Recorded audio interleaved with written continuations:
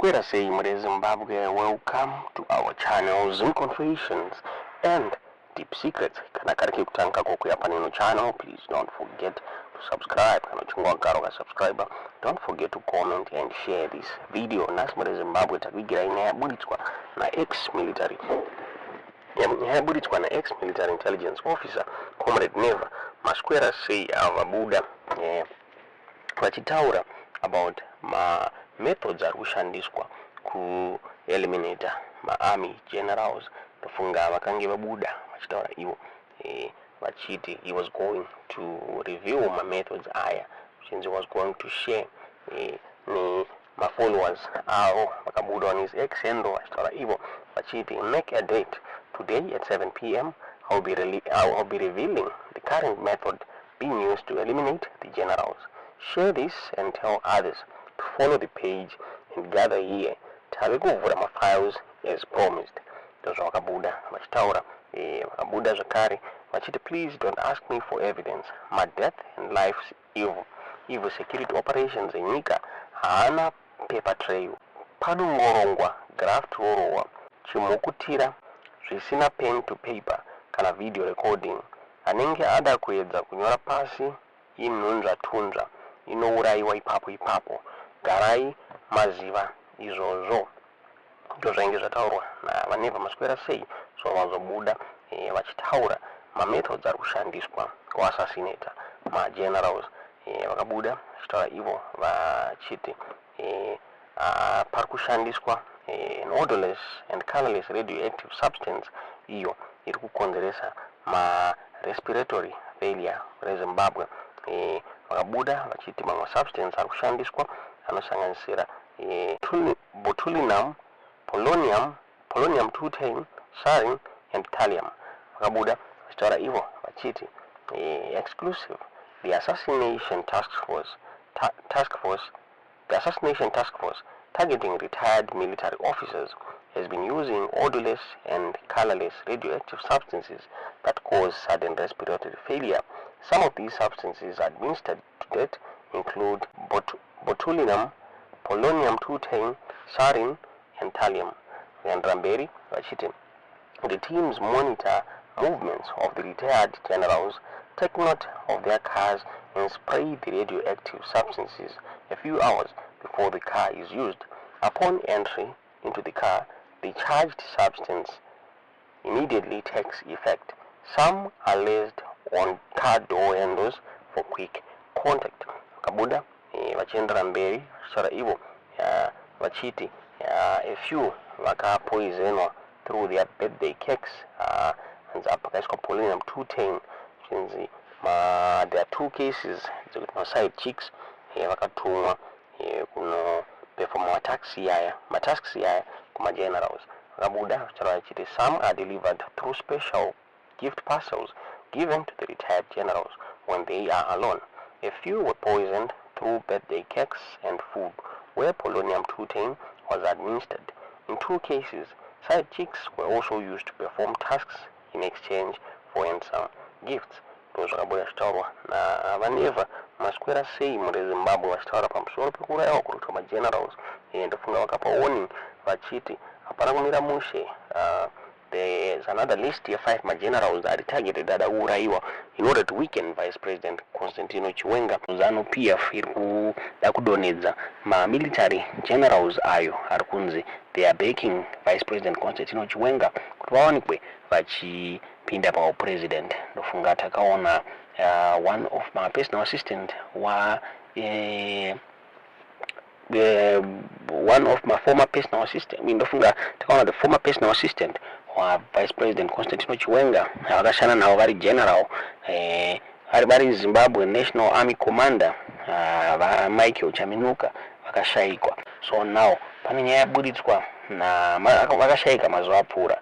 So now pane nyaya yaburitswa naSusan Mutami achitaura iye achitaura kuma-army generals kuti they should eat kuma-restaurants. Abuda achitaura maurayirwo avari kuitwa. Funga tongonzwa vazhinji vari kunzi they are dying of short illnesses.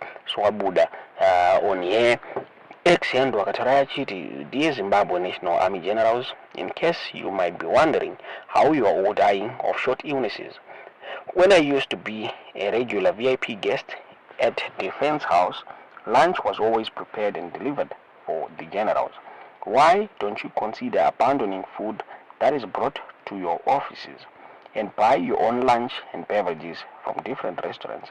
Make sure you keep changing restaurants and to confuse the enemy.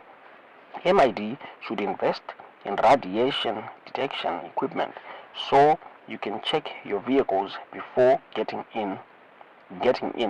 Inside the offices, swab your chairs and desks before you start the day, otherwise you are all going to die. Judging by the pattern of how things are going, it looks like you need to swiftly go back to the drawing board and re-strategize. Those are Buddha chitaurwa na Susan Mutami muri Zimbabwe advise kuma senior army generals chinzi they should not eat from restaurants, they should not eat from chikafu chekusevwa nearmy. Akataura zvakare achiti they should also clean pavanogara chinzi nekuti parikubva mashort illnesses iwawa muri Zimbabwe. Tofunga akabuda zvakare achitaura achiti Sibusiso Moyo was assassinated nebato reZANU-PF.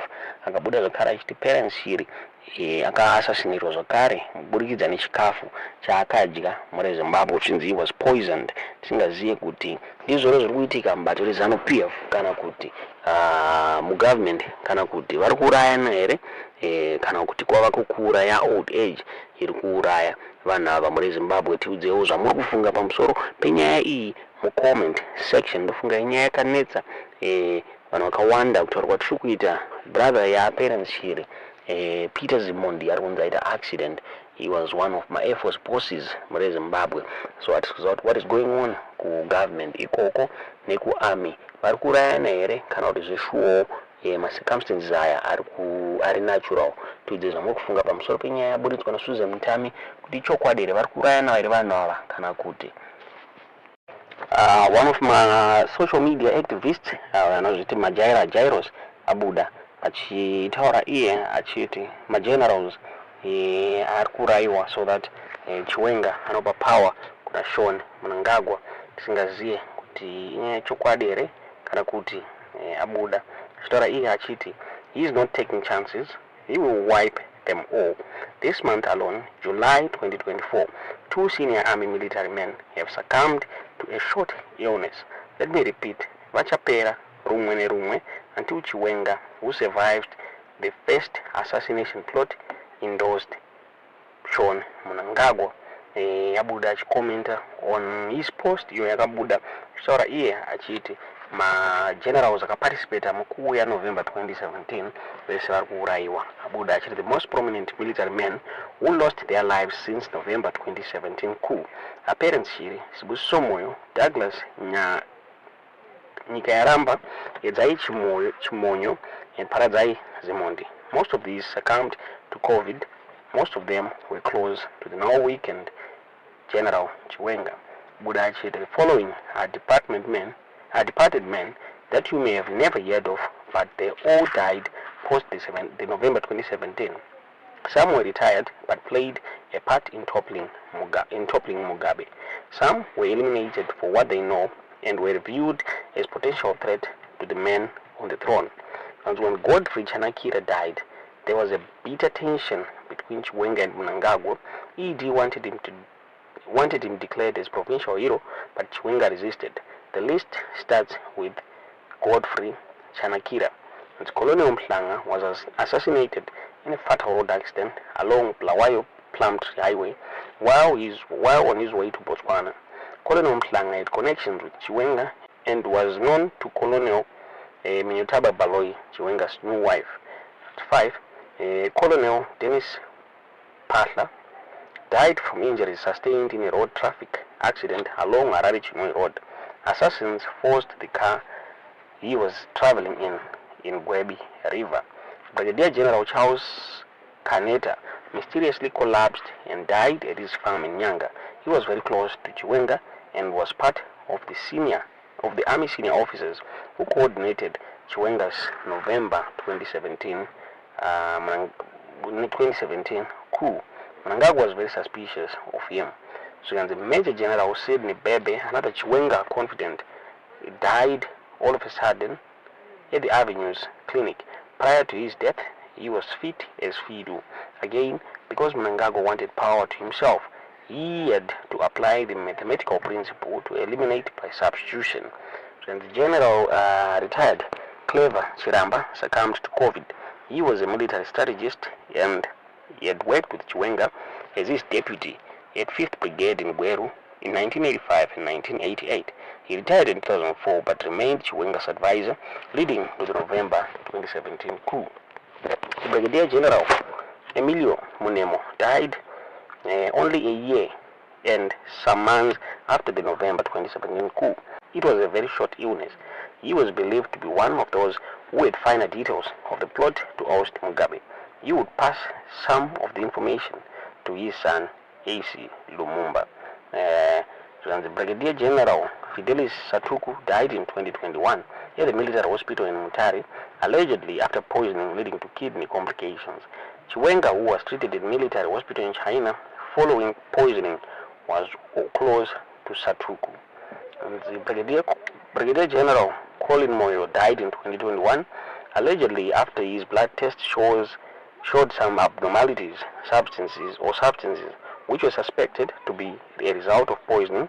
He died at a hematology center in Harare. They had their differences with ED over Zebra properties and war veterans warfare.